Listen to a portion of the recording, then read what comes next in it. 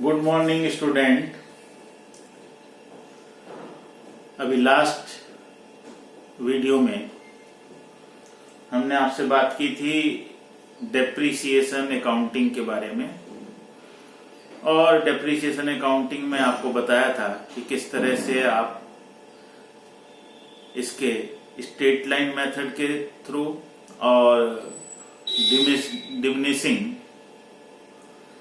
Valuation method के द्वारा, written down value method के द्वारा किस तरह से जो है इसके क्वेश्चंस को सॉल्व करेंगे।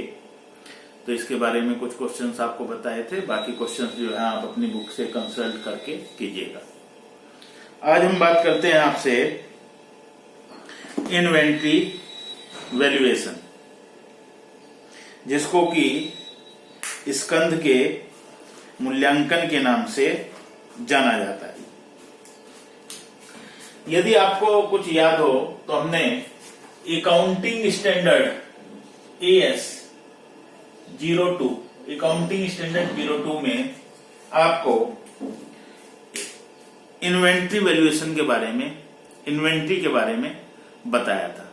जो अकाउंटिंग स्टैंडर्ड 2 है, that's relate with inventory valuation, वो इन्वेंट्री वैल्यूएशन से संबंधित होता है।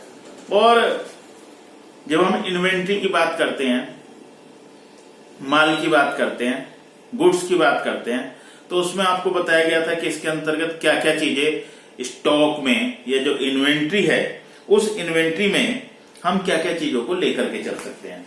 एक जिसको कि हम फिनिश गुड्स कहते हैं, फिनिश गुड्स। फिनिश गुड्स का मतलब हुआ तैयार माल, यानी कि ऐसा माल जिसको कि आपने रेडी कर दिया है, रेडी टू सेल, जो सेल के लिए, विक्रय के लिए तैयार है, दैट इज फिनिश गुड्स। इसको हम तैयार माल के नाम से जानते हैं। एक आपका जो गुड्स होता है उसको हम कहते हैं raw material. Raw material,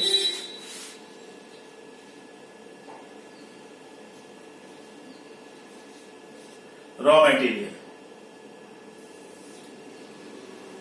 raw material का अर्थ हुआ ऐसा माल जिसके द्वारा आप उस गुड्स को बना रहे हैं, उसकी मैन्युफैक्चरिंग कर रहे हैं, वो कच्चा माल, दैट्स कॉल्ड रॉ मटेरियल। उसको हम रॉ मटेरियल के अंतर्गत रखेंगे। और एक और माल होता है जिसको कि हम कहते हैं वर्क इन प्रोग्रेस।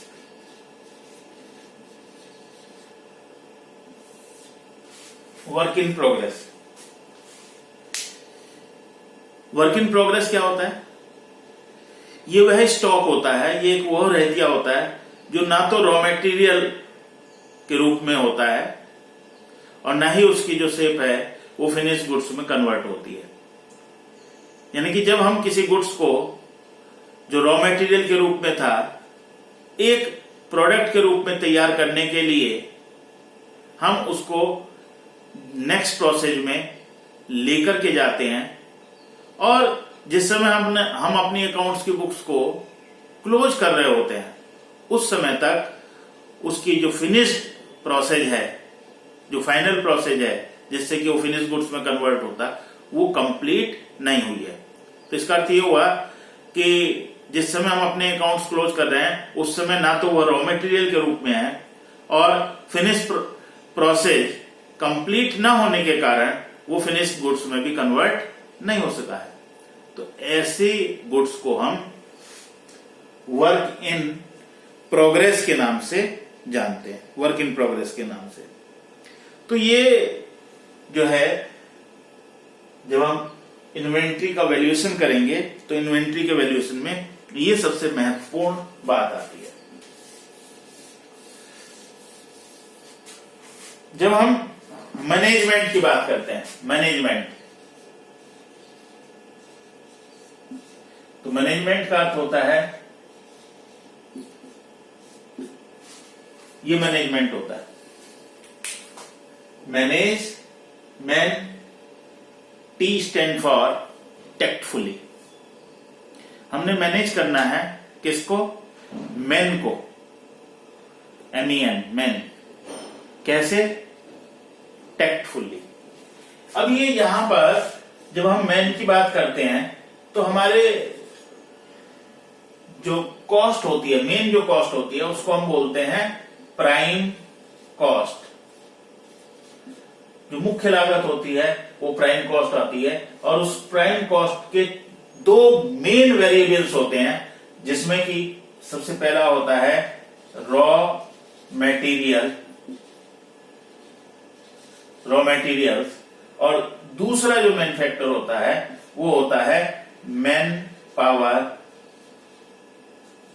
पावर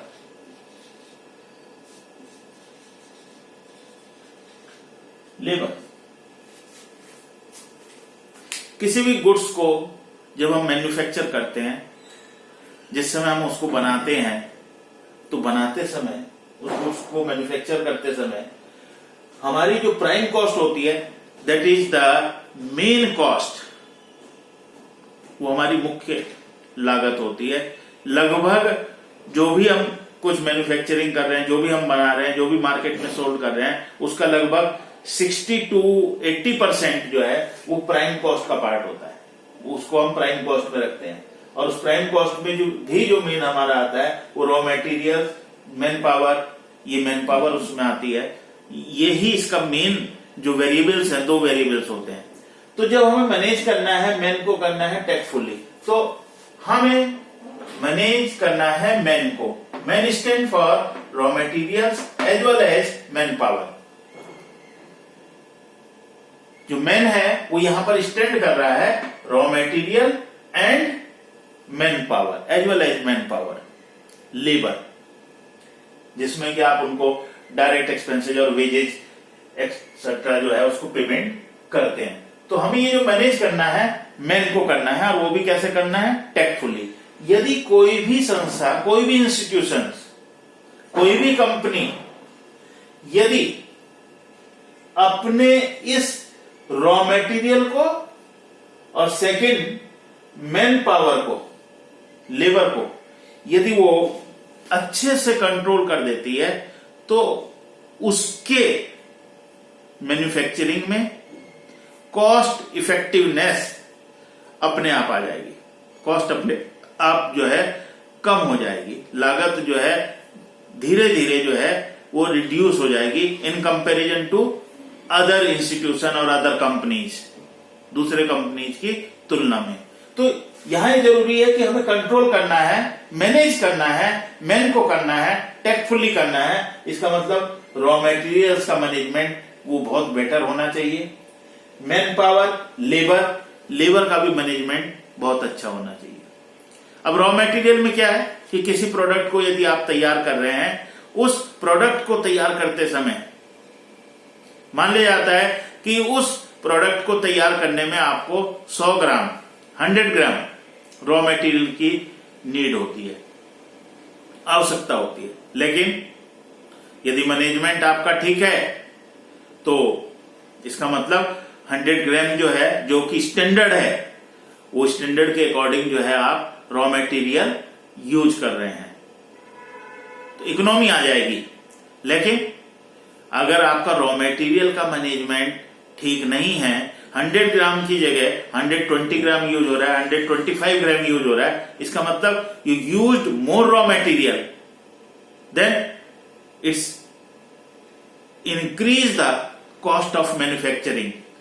ये मैन्युफैक्चरिंग की जो कॉस्ट है उसको इंक्रीज कर देगा, बढ़ा देगा। दूसरी बात क्या होता है कि जब हम वर्क करते हैं तो हमारे को इन दोनों के लिए एक कैपिटल की जरूरत होती है, और उसको कहा जाता है वर्किंग कैपिटल। एक तो फिक्स कैपिटल होती है, एक वर्किंग कैपिटल होती है, जिसको कि आप ये जो आपकी प्राइम कॉस्ट है या जो अदर एक्सपेंसेस हैं उनके लिए आप उसको उसकी आवश्यकता पड़ती है। अब मार्केट में हमारे को बहुत सारी चीजें देखनी पड़ती हैं। हम वर्किंग कैपिटल हमारे को कितनी अपने पास रखनी है, क्योंकि जितनी ज्यादा वर्किंग कैपिटल हम रखेंगे अपने पास में तो इसका मतलब it's reduce the ratio of fix capital. Fix capital का रेशियो जो है रिड्यूस कर देगा ज्यादा वर्किंग कैपिटल अगर हुई। अगर हम इसको मैनेज कर लेते हैं कि कम से कम वर्किंग कैपिटल के द्वारा हम अपना वर्क सही प्रकार से चला रहे हैं तो इसका मतलब हमारे पास कॉस्ट इफेक्टिवनेस आएगी। लेस वर्किंग कैपिटल है तो इसका मतलब हम जो ये वर्किंग कैपिटल से जो अमाउंट सरप्लस होगी, जो बचेगी, it can be used for other things and. लेकिन यदि हम वर्किंग कैपिटल ज्यादा यूज करते हैं, ज्यादा वर्किंग कैपिटल यदि हमारे पास इन दो में यूज हो जाती है तो इसका मतलब हमारी कॉस्ट इफेक्टिवनेस जो है, लागत जो है वो क्या हो जाएगी, वो हमारी लागत जो है वो ज्यादा आने लगेगी। तो इसीलिए हमें मैनेज करना है, और मैनेज करना है कि हमारे को कितनी वर्किंग कैपिटल की आवश्यकता है। तो हम यहां पर देखेंगे कि जिस प्रोडक्ट को हम बना रहे हैं, जो प्रोडक्ट हम तैयार कर रहे हैं, मार्केट में उस प्रोडक्ट में हमारी भागीदारी कितनी है, कितना शेयर जो है हमने उसका कैप्चर किया हुआ है, और हर महीने कितना गुड्स जो है वो हमारे को रेडी टू सेल, जिसको कि हम फिनिश गुड्स कहते हैं, फिनिश गुड्स के रूप में तैयार करना है। फिर इसी तरह से जब हम प्रोडक्ट तैयार करते हैं तो उसकी एक साइकिल होती है कि कितने दिनों में वो रॉ मटेरियल से फिनिश गुड्स में तैयार हो जाता है, कितने दिनों में तैयार हो जाता है। तो मान लिया जाता है कि उसको जो फिनिश गुड्स में तैयार होने की जो प्रोसेस है वो 15 दिन की है, तो इसका मतलब जब हम रॉ मटेरियल को उस प्रोसेस में डालेंगे तो 15 दिन के पश्चात जो है हमारे को वो फिनिश मटेरियल के रूप में, फिनिश गुड्स के रूप में तैयार मिल जाएगा। और जब मिल जाएगा तो फिर उसके बाद मार्केट में उस गुड्स की डिमांड क्या है। जैसे ही वो आपने तैयार किया, क्या वो साथ के साथ बिक जाता है, या उसको फिर वेयर हाउसिंग करनी पड़ती है, उसको भी गोदाम में रखना पड़ता है, कितने दिनों तक गोदाम में रखा जाएगा।